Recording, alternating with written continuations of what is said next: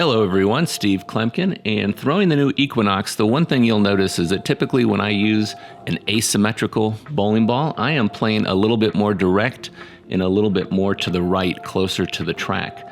The one unusual thing for me is to be able to create enough shape down lane in order to get the ball through the pins when I move inside. So you can see here that I'm actually sliding 32, 33 or so with my feet, crossing close to 20 at the arrows.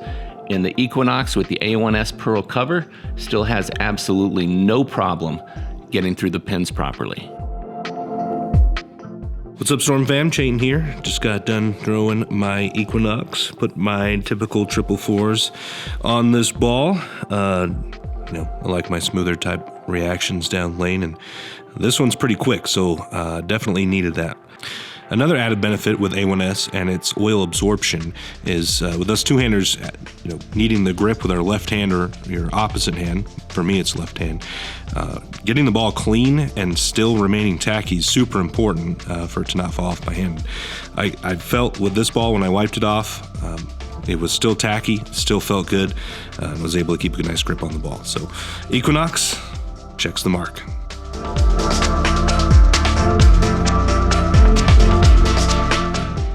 What I liked about this ball was with this new A1S Coverstock. Mrs. Wright was still able to adhere to the lane pretty well and get back to the pocket, but still clean enough that when I missed in, I was able to kind of sit there and not overreact or jump like a lot of kind of shinier Pearl ASIMs tend to do for me. Really excited to throw this ball in league, and you should be too.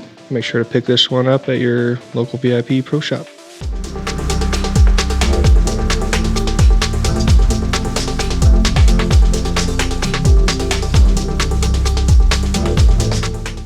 Hey guys, it's Nichole throwing the EquinoX today, and I asked Chad for a very specific layout. I wanted this ball to be able to get a little bit further down the lane with a smoother transition. So we ended up drilling to where my pin is in my middle finger, and after bowling behind Chayton and Derek, the lanes were a little burnt up.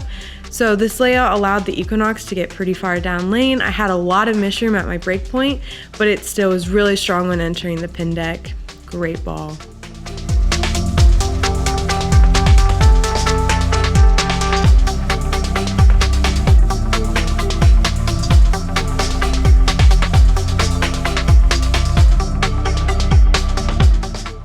Sometimes I like to take the core mostly out of the equation just to see how the cover performs.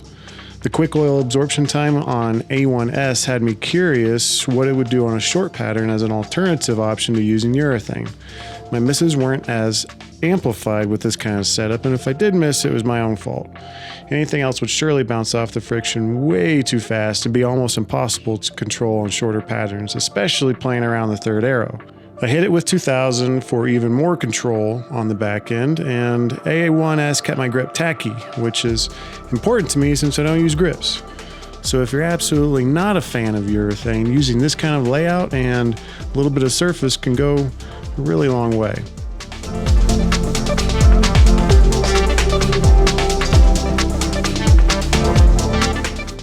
Hey Storm Nation, this is Matt. I really like what I see from the EquinoX.